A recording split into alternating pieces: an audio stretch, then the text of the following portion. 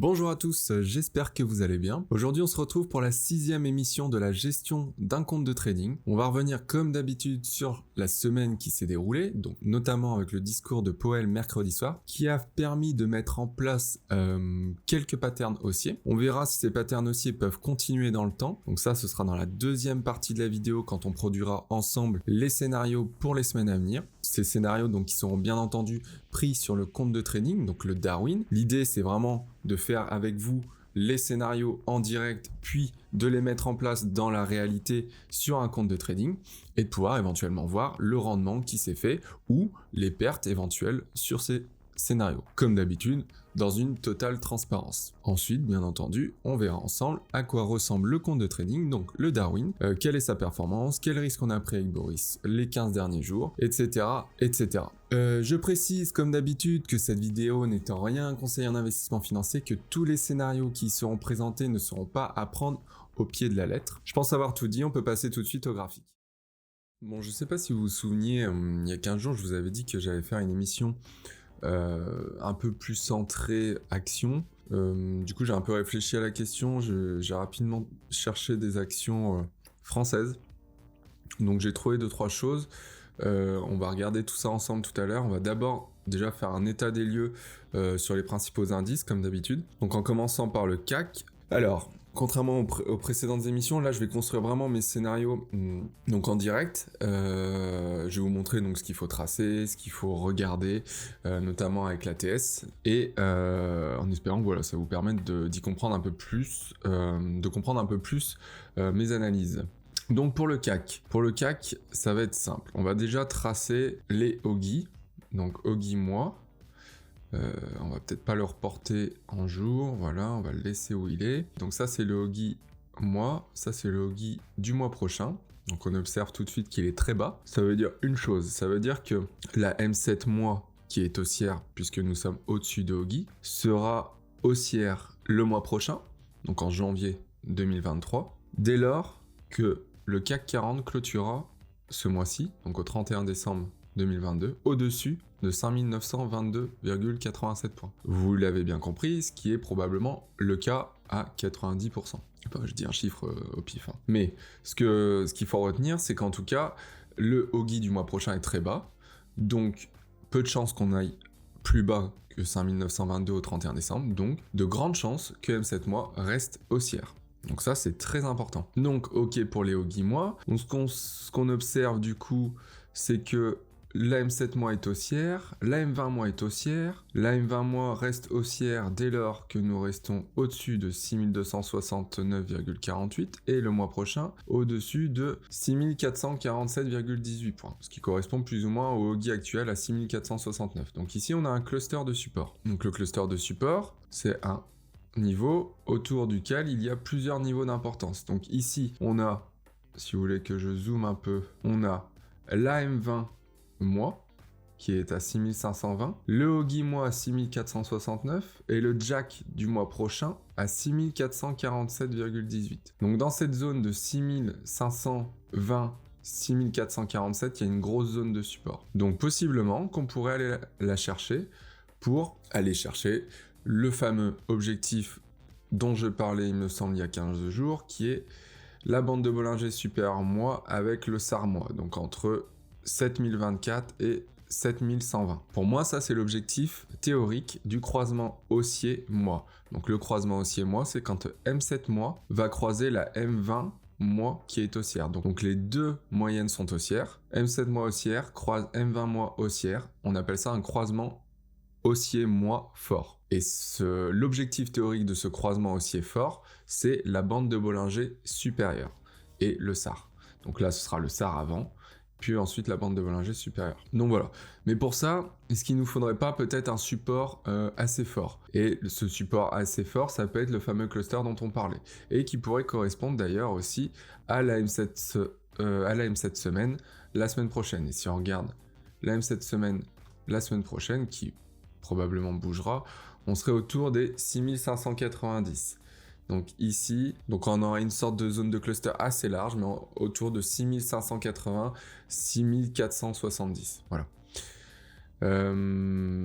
Voilà pour le CAC. Donc pour résumer, Je reste attentif, moi pour le moment je fais beaucoup d'intraday, j'évite de rentrer même swing, j'ai un peu peur des positions là actuellement parce que faut pas se leurrer, on est monté très vite, très haut.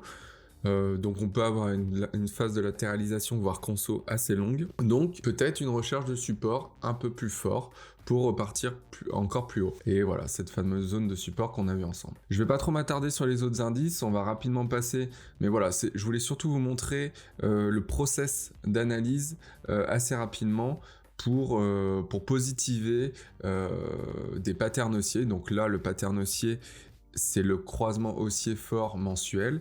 Je vous ai donné l'objectif avec la bande de Bollinger mensuelle et je vous ai donné possiblement le support à aller chercher pour aller plus haut du coup, comme la chanson. Du coup, le Stoxx aussi, je vous le fais beaucoup plus rapidement pour pas que la vidéo dure une éternité.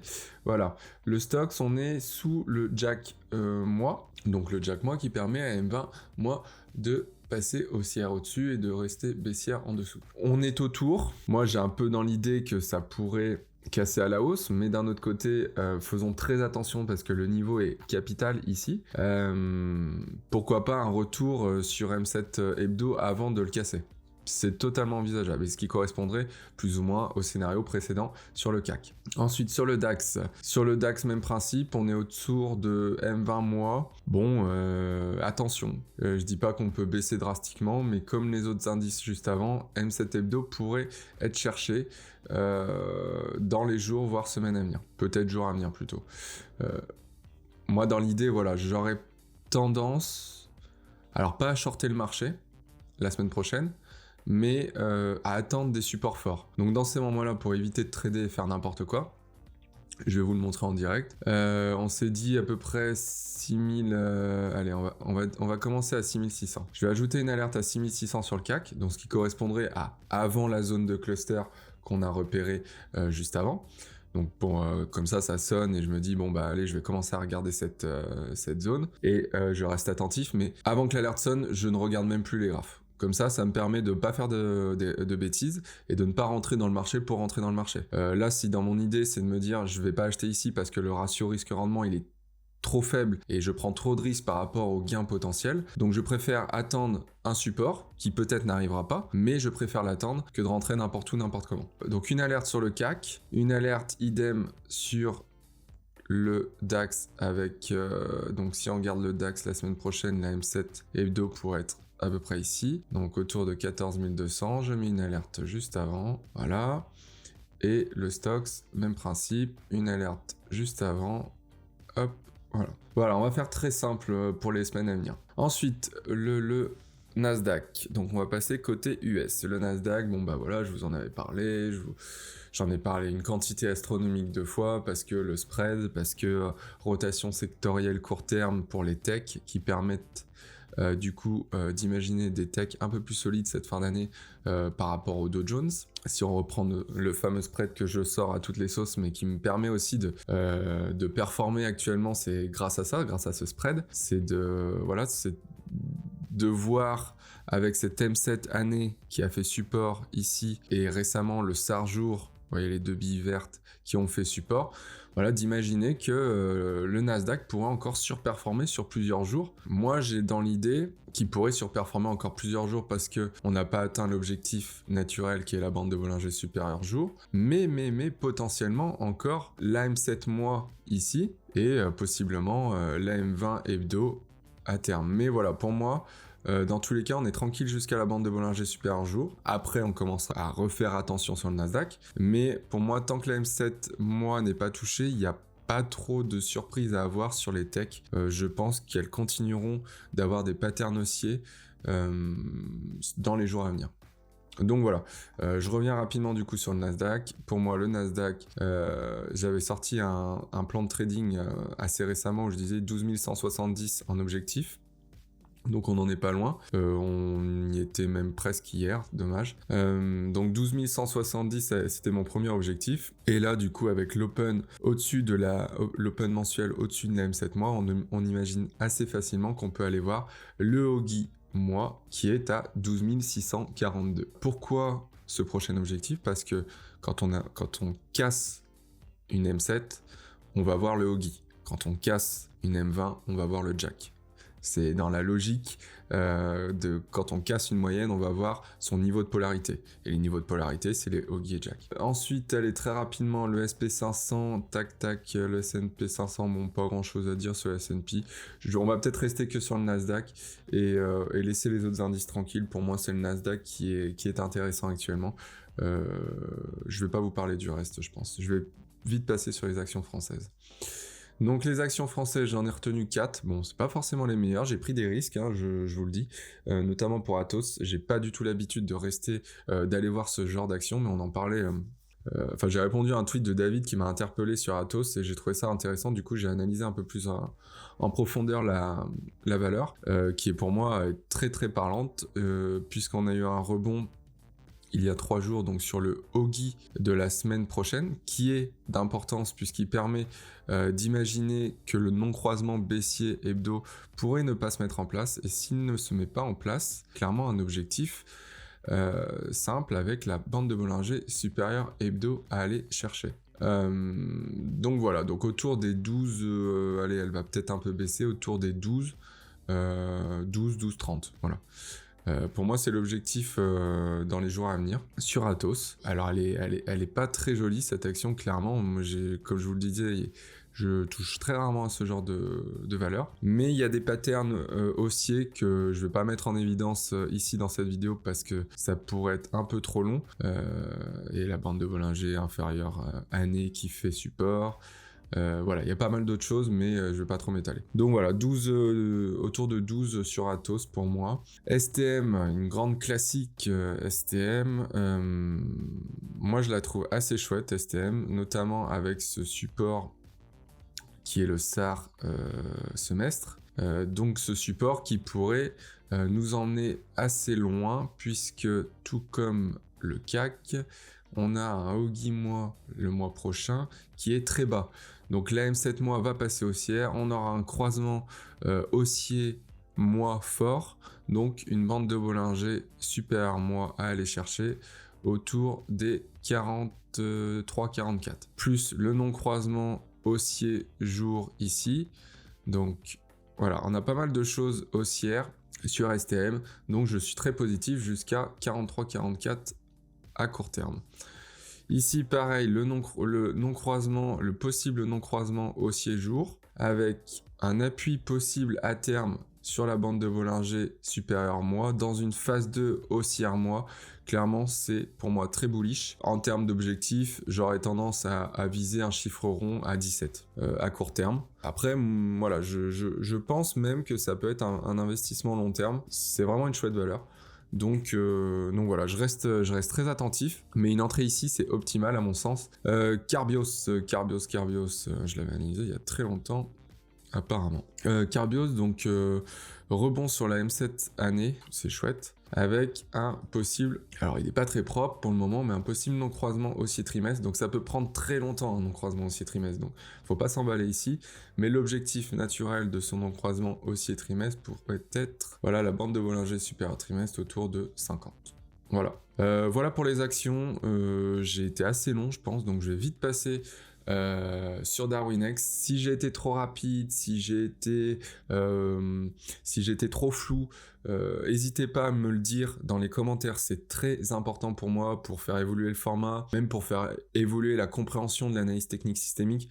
Pour moi c'est essentiel, donc n'hésitez pas, je suis pas quelqu'un qui se vexe, donc dites-moi ce que vous avez comme idée pour améliorer le format, etc. Allez, on passe sur Darwinex. Allez, nous voici sur Darwinex. Donc comme vous pouvez l'observer, le compte grandit, il grandit doucement, on prend le temps, on essaye de se mettre dans la peau avec Boris d'un fonds d'investissement un peu plus agressif bien sûr, pour faire de la perf tout de même, c'est le but premier. Mais voilà, l'idée ça reste de rassurer les investisseurs, donc d'avoir une perf assez linéaire, construite. Après la déconvenue qu'on peut observer ici, on s'est très vite calmé et ressaisi avec Boris et on voit voilà la ligne beaucoup plus nette sur le Darwin si on enlève le côté bougie, voilà, c'est quand même beaucoup plus net. Donc on essaie de rester dans cette jolie ligne très propre pour le moment, je trouve, en tout cas. Que voilà, les investisseurs, toujours, je sais plus combien on avait il y a 15 jours, mais toujours 34 000 $ d'investissement. Et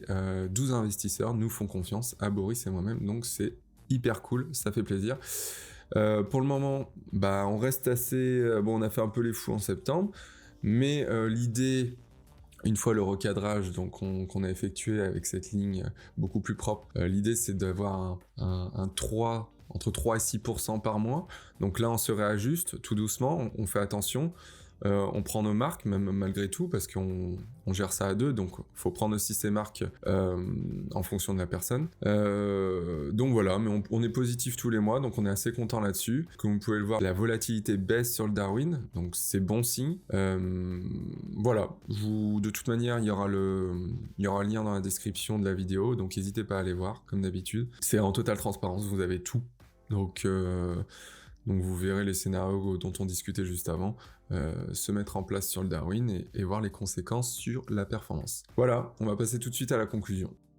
Voilà, la vidéo est terminée. J'espère sincèrement qu'elle vous aura plu. Je vais vous demander 3 choses. Likez, partagez si vous avez apprécié. Et s'il y a des choses qui vous dérangent, qui vous semblent à améliorer, etc., n'importe quoi, une bonne remarque constructive, je suis preneur. Donc n'hésitez pas dans les commentaires à me le dire et j'essaierai d'en prendre compte si je trouve ça pertinent. Et voilà, et merci d'avance si vous le faites. Ensuite, comme d'habitude, je vous mettrai à la fin de la vidéo une petite vignette pour les bases de l'analyse technique systémique, donc du système utilisé dans toutes les vidéos, la gestion d'un compte de trading. Donc n'hésitez pas à aller la voir, c'est important si vous voulez comprendre tous mes graphiques. Ensuite, je vous mettrai comme d'habitude également un lien dans la description vous permettant d'aller visionner la performance et tous les indicateurs du Darwin en temps réel, donc du compte de trading géré par Boris et moi-même. Donc voilà, encore une fois, j'espère que la vidéo vous aura plu, n'hésitez pas à me le faire savoir. C'était en tout cas un plaisir pour moi et je vous dis à dans 15 jours. Ciao!